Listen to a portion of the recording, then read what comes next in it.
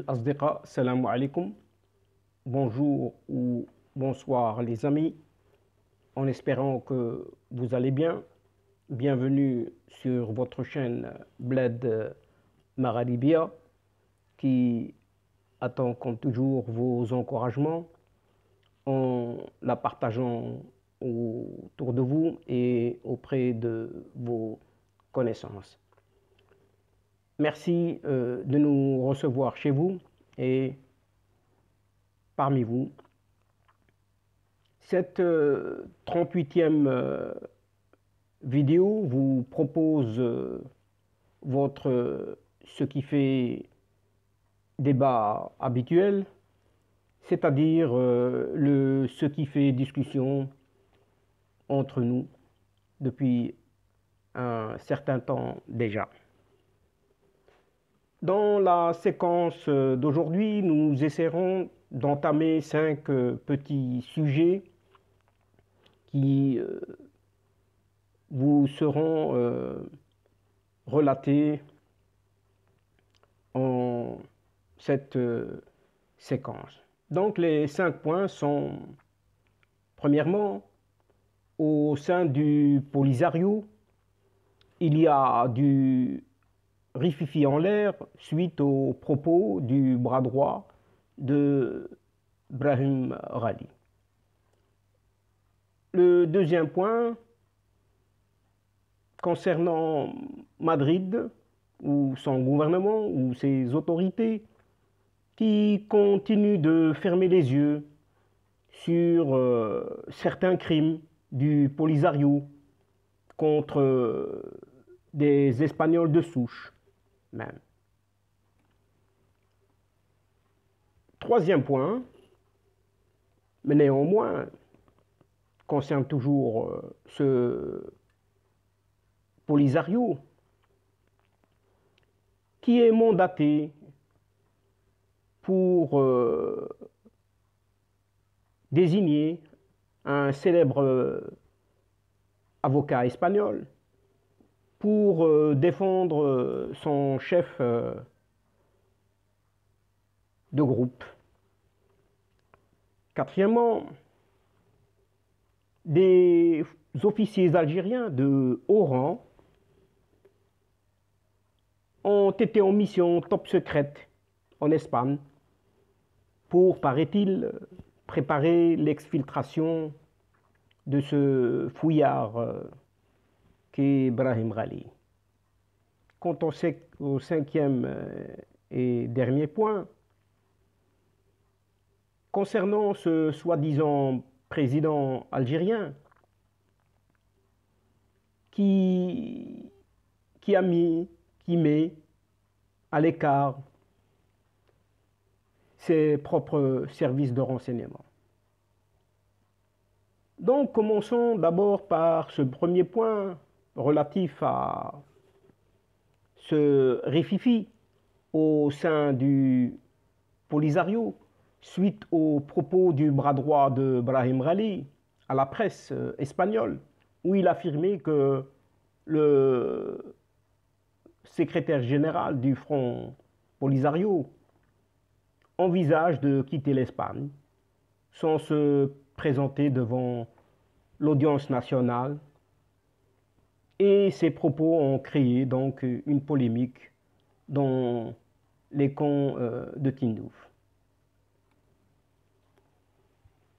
C'est ainsi que les membres de la direction du Front Polisario veulent la peau du bras droit de Brahim Ghali et son ministre du peuplement des territoires dits libérés.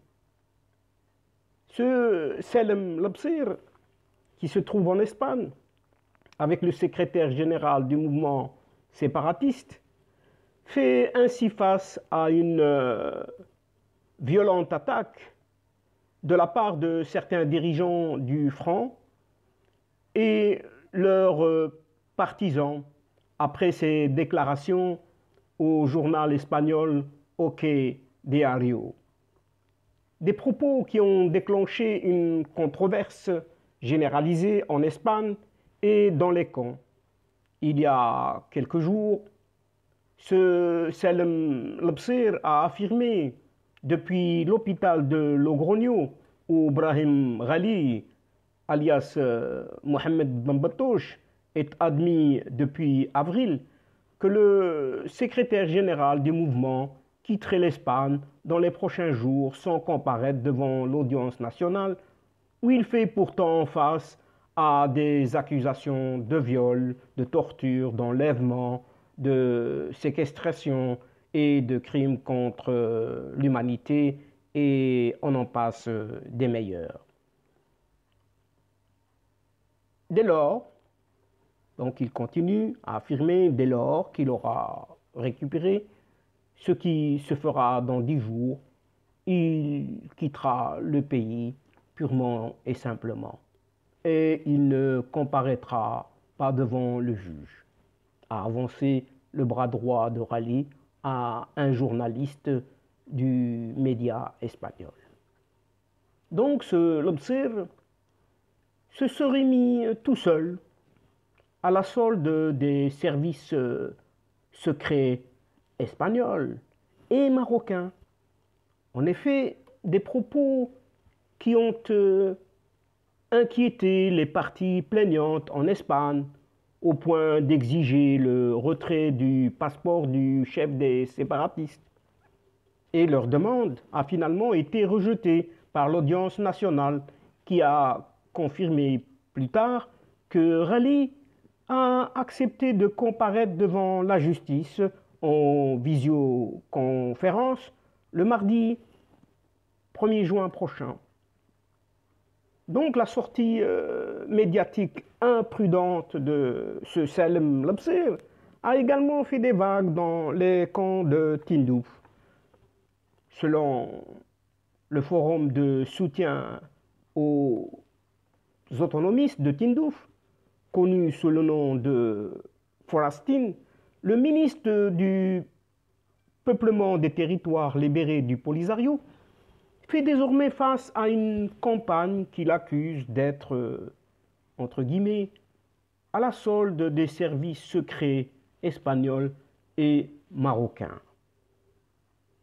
En effet, la page Facebook de Forastin a publié une lettre attribuée à Béchir Mustafa Saïd, membre du secrétariat national du Polisario, dans laquelle il accuse son camarade de traiter avec les services de renseignement marocains et espagnols, en référence aux médias espagnols OK Diario.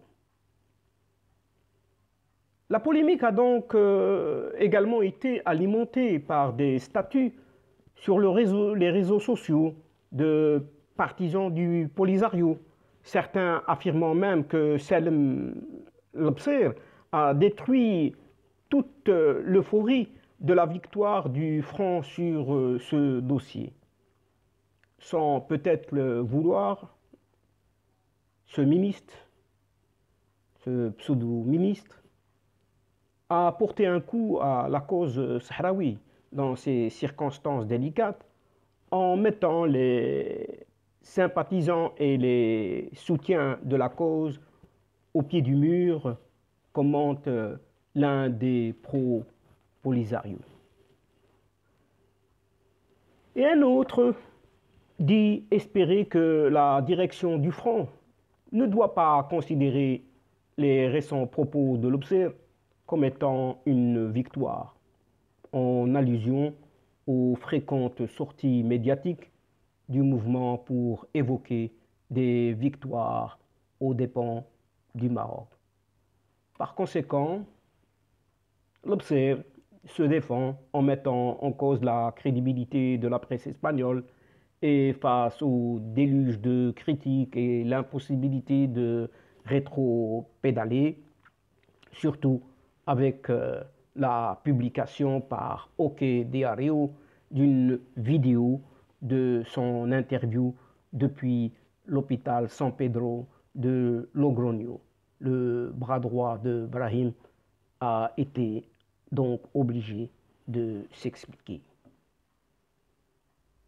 Et dans une interview donc accordée aux médias pro-Polisario Futuro Sahara, le dirigeant du Polisario a reconnu avoir été interpellé par les Sahraouis sur ce média espagnol. Et il a ajouté: je ne connais pas ce média, a-t-il avancé, en affirmant que le journaliste Doque Diario ne s'est pas présenté comme tel. Et il a encore rajouté: il s'est présenté en tant que membre actif dans une association de solidarité avec le peuple sahraoui et qu'il voulait s'enquérir de l'état de santé du président, a-t-il ajouté, en précisant avoir croisé ce journaliste espagnol près de l'aile où Brahim Ghali est hospitalisé. Et il a commencé à parler de Septa Imlidia et j'ai pensé que nous étions en discussion. Je ne savais pas qu'il était journaliste, surtout qu'il ne portait pas de caméra ou un micro, abonde-t-il. Et ce Selem Lobsir a assuré avoir traité avec ce journaliste espagnol en tant que personne solidaire. Mais après avoir publié mes propos, nous avons posé des questions à son sujet et nous avons découvert qu'il était un expert dans ce type, entre guillemets, de fraude, ajoute-t-il, en accusant le journaliste d'avoir de nouveau, entre guillemets, auparavant mené de nombreuses entrevues avec les médias de la même manière. Reste à savoir si la version des faits du bras droit de Brahim Ghali convaincront les membres de la direction du front, dont certains sont préoccupés par la course menée pour succéder au numéro 1 du front Polisario, fragilisé par son infection à la Covid-19 et surtout par son procès qui se déroulera le mardi 1er juin prochain. Ce qui nous amène tout de suite au deuxième point de cette séquence. Et dans ce tout vu et tout ce qui est su maintenant, Madrid reste toujours fermé et qui ferme toujours ses yeux sur les crimes du Polisario contre ses compatriotes espagnols de souche. Et pourtant, l'Espagne a fait preuve de fermeté vis-à-vis de l'organisation indépendantiste basque ETA, ordonnant l'emprisonnement de ses membres ou créant un escadron de la mort appelé GAL pour assassiner les ténors de ce mouvement. En revanche, l'Espagne se montre très indulgente avec le Polisario, passant sous silence ces différents attentats meurtriers contre les ressortissants espagnols. Donc, l'Espagne a toujours traité avec égard le Polisario et ses dirigeants. Et l'affaire de l'accueil de Brahim Ghali sous une fausse identité et en catimini paraît si banale comparée à une autre datant de l'automne 1985, plus grave encore à cause de son bilan humain et politique. En effet, le 23 septembre 1985, le représentant du Front en Espagne, Ahmed Bukhari, revendique dans un appel téléphonique avec la rédaction d'El País les attaques survenues 3 jours plus tôt dans les eaux entre le Maroc et les îles Canaries contre le chalutier El Junquito et le patrouilleur de l'armée espagnole Togo Mago. Le bilan de ces actes est de 2 morts de nationalité espagnole, un civil et un militaire, et une quinzaine de détenus dans les rangs de l'équipage du bateau de pêche. Une revendication qui n'a pas suscité de réaction immédiate du gouvernement socialiste que présidait alors Felipe González. Donc l'exécutif a lancé des négociations avec la direction du Polisario en vue d'assurer la libération des marins d'El Junquito emmenés de force à Tindouf sur le territoire algérien. Un objectif qui se concrétise le 28 septembre 1985 grâce à une médiation des parrains algériens. Pour rappel, en 1980, déjà, le front avait enlevé 38 pêcheurs des îles Canaries et depuis, il est prouvé que la justice espagnole ferme les yeux sur toutes ces attaques.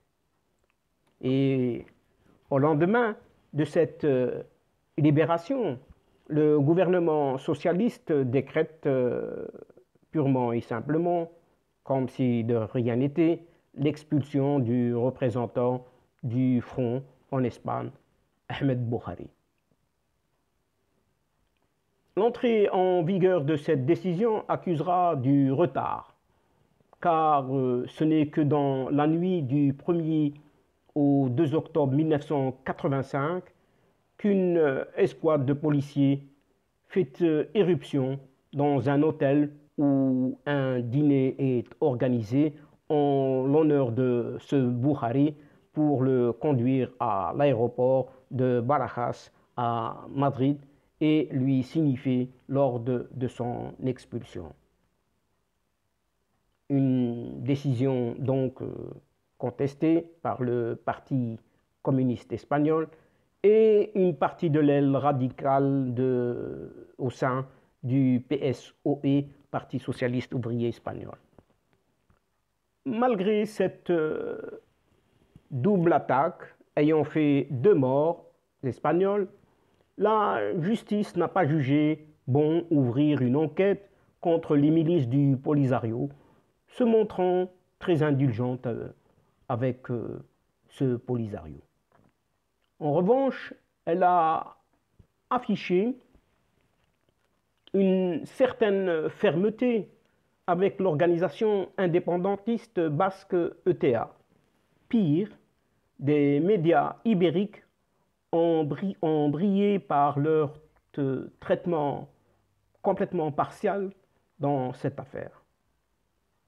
Dans son édition du 29 septembre 1985, El País écrit que le fils du marin tué dans l'attaque contre le chalutier El Junquito ne garde aucune rancœur contre ce Polisario-là.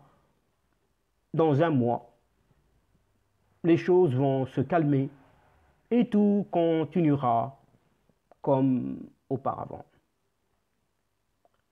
Et de prétendre qu'après leur libération, les pêcheurs canariens détenus par le front se sont même convertis en les meilleurs propagandistes du front sahraoui. Donc les attaques de septembre 1985 du Polisario contre des civils et des intérêts espagnols s'inscrivent dans une longue liste d'attentats perpétrés par les milices du mouvement séparatiste.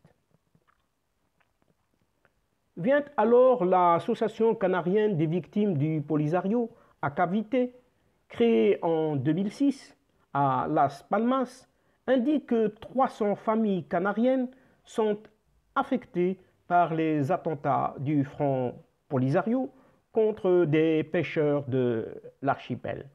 Et parmi ces attaques figurent le mitraillage du chalutier canarien Cruz del Mar en novembre 1978, au cours duquel 7 membres d'équipage ont péri, ou la disparition 2 ans plus tard de Mensi de Abona avec à son bord 14 marins pêcheurs.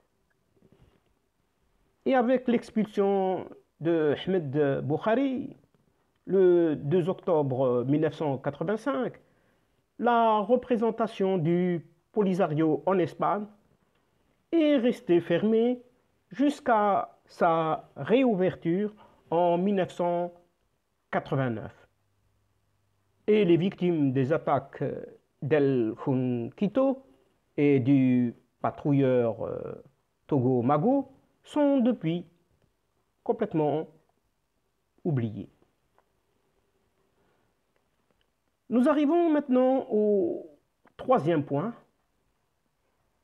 où ce Polisario a mandaté un célèbre avocat espagnol pour défendre ce Rally Ben Batoche Abdallah.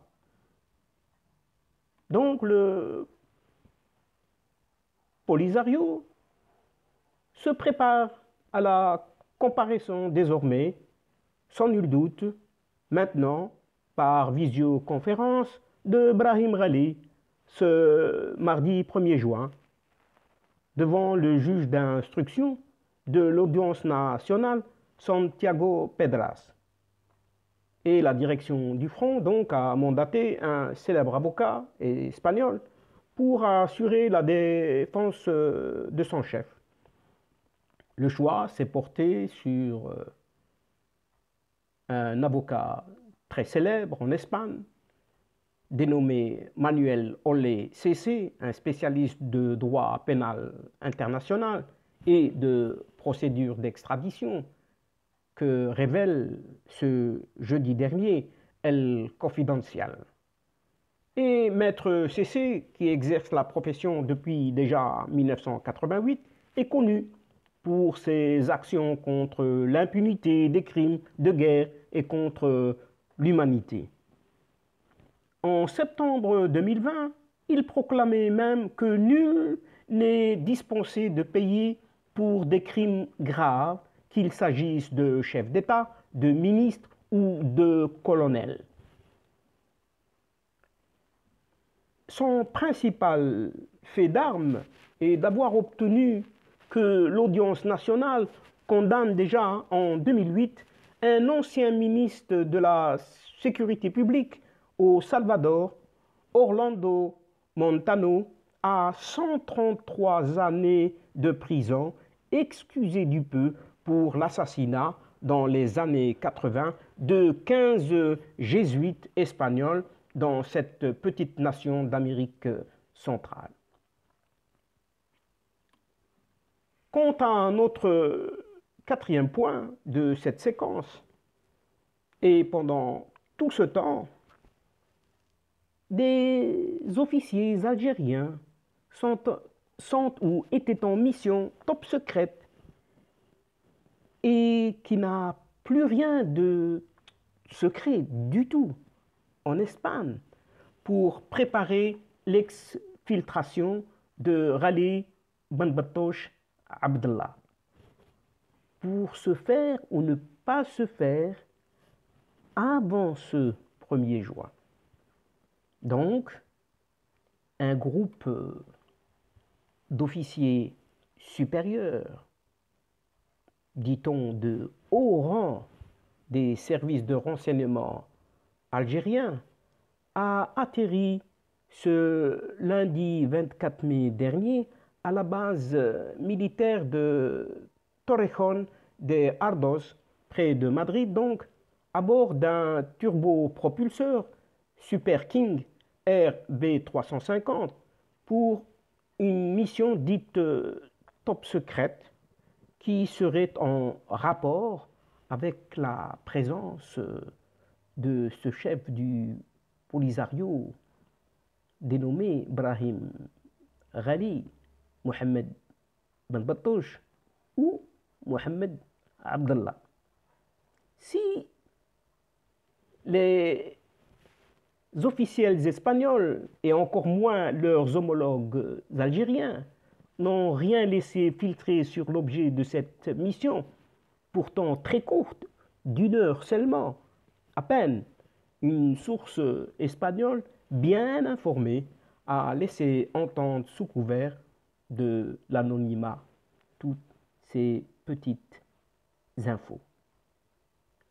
Que ces galonnés algériens ou auto-galonnés ont été dépêchés à Madrid par le chef d'état-major de l'armée, ce général ou caporal Saïd Chengriha, pour finaliser avec leurs homologues espagnols un plan d'exfiltration de Rallye qui est réclamé, comme tout le monde le sait, par cette justice espagnole. Et ce Brahim Rallye avait été admis le 18 avril dernier sous la fausse identité de Mohamed Mambetouche ou encore Mohamed Abdallah au service de réanimation de l'hôpital San Pedro qu'il aurait quitté dernièrement. Et son état de santé se serait amélioré et devrait pouvoir regagner son quartier général à Rabbouni dans les camps de Tindouf avant la date butoir de sa convocation à comparaître le 1er juin prochain devant le juge Santiago Pedras du tribunal de l'audience nationale. Donc, la venue à sa rescousse de cette délégation militaire algérienne voyageant à bord d'un avion immatriculé 7TWRP qui a atterri d'après les données fournies par l'application Flight Radar ce lundi 24 courant à 11h54 du matin à la base militaire Torrejón de Ardoz avant de redécoller 1 heure plus tard à 13h03 en direction de l'Algérie. Les autorités de Madrid, ajoutent la même source, vont tout faire pour ne pas mettre dans l'embarras la justice espagnole en faisant en sorte que le wanted de Brahim Rallye soit évacué discrètement en dehors du territoire espagnol de la même manière qu'il y a été admis le mois dernier. À présent, le grand souci de l'exécutif espagnol est d'empêcher donc les médias espagnols de découvrir les dessous de cette combine. Mais ce n'est pas si sûr. La vérité va sûrement bien finir par éclater au grand jour, ce qui est une nouvelle fois un flop tout magistral, puisque tout est à présent découvert, sans annoncer le désormais fameux circulier « Il n'y a rien à voir », car tout est désormais vu et su de tous. Enfin, terminant par ce 5e point, relatons les abois de ce pseudo-président algérien qui met à l'écart ses propres services de renseignement. En effet, un énorme malaise au plus haut sommet du pouvoir algérien, puisque les services algériens ne se sentent plus écoutés par leur président désigné. Ce dernier a décidé de les mettre à l'écart et de ne pas prendre à la lettre les rapports qui lui sont remis par les diverses unités des services secrets algériens. Ce chef d'État, absent, complètement absent, leur préfère les rapports des renseignements généraux, les RG, de la DGSN, Direction générale de la Sûreté nationale, à savoir tout simplement la police algérienne. Depuis la fin du mois d'avril passé, ce président tend davantage son oreille à un certain Kamel Beljoud, son fidèle compagnon et ministre de l'Intérieur, qu'au général Abdelghani Rajdi, le patron de la Direction générale de la sécurité intérieure DGSI, la plus puissante composante des services secrets algériens. Et selon certaines sources bien informées, ce président algérien en veut beaucoup aux services, entre guillemets, et doute désormais de leur loyauté en raison de leur rapport consécutif préconisant un report des élections législatives anticipées prévues normalement le samedi 12 juin prochain. Et ce président algérien n'apprécie pas ces notes confidentielles qui n'abondent pas dans son sens et ne caressent pas dans le sens du poil ses orientations officielles. Donc, avec son compagnon et ami, Kamel Beljoud, ils se sont beaucoup plus en sécurité, d'autant plus que la DGSN obéit à la moindre injonction ou agenda tracé par le locataire de cette présidence algérienne sans omettre la moindre réclamation. La mise à l'écart des services algériens a fini par provoquer un véritable malaise au sein de la présidence algérienne et le dernier relais de la DGSI, Direction générale de la sécurité intérieure, au sein du palais présidentiel d'El Mouradia, a été limogé le 18 mai dernier, donc tout récemment. Et il s'agit de Karim Younes, médiateur de la République et puissant lobbyiste au sein du régime algérien en faveur des orientations et autres plans de gestion des crises proposés par les services secrets algériens. Et à la suite donc d'un pressing exercé par Kamel Beljoud et Boualam, puissant conseiller considéré comme l'oreille secrète du président, a fini par décider de limoger ce Karim Younes pour manifester sa colère contre le clan, entre guillemets, des services qu'il soupçonne de manquer de loyauté. Ce président a essayé depuis son retour de son hospitalisation en Allemagne à la fin du mois de février dernier de trouver un nouveau chef à la DGSI afin de sécuriser ce corps sécuritaire délicat et s'assurer de sa loyauté absolue.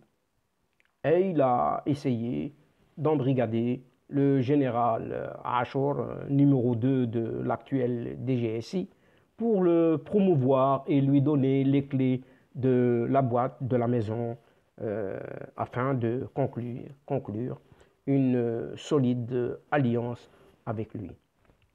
Mais ce général Achour a décliné gentiment cette offre parce qu'il ne voulait pas s'impliquer dans les intrigues du pouvoir algérien, prenant conscience que ce jeu, entre guillemets, pourrait être très dangereux pour sa carrière, surtout si l'établissement militaire décide brusquement de mettre un terme au règne, entre guillemets, de nouveau de ce président proclamé et confronté à une forte contestation populaire, jusqu'à présent pacifique, depuis son accession au pouvoir. Donc, chers amis, c'est ici que prend fin notre séquence de ce jour, en espérant vous retrouver avec plaisir à travers ce qui fait débat habituel ou ce qui fait discussion entre nous de votre chaîne. Mais avant de prendre congé de vous, un tout grand merci pour votre confiance et votre fidélité. Aussi, n'oubliez pas de nous aider et d'aider votre Bled Maghribia en vous y abonnant en masse et en partageant surtout autour de vous et autour avec vos connaissances les séquences vidéo. Au revoir les amis. الأصدقاء السلام عليكم ورحمة الله تعالى وبركاته. À la prochaine fois et à bientôt. إلى اللقاء في حصة أخرى إن شاء الله. مع السلامة.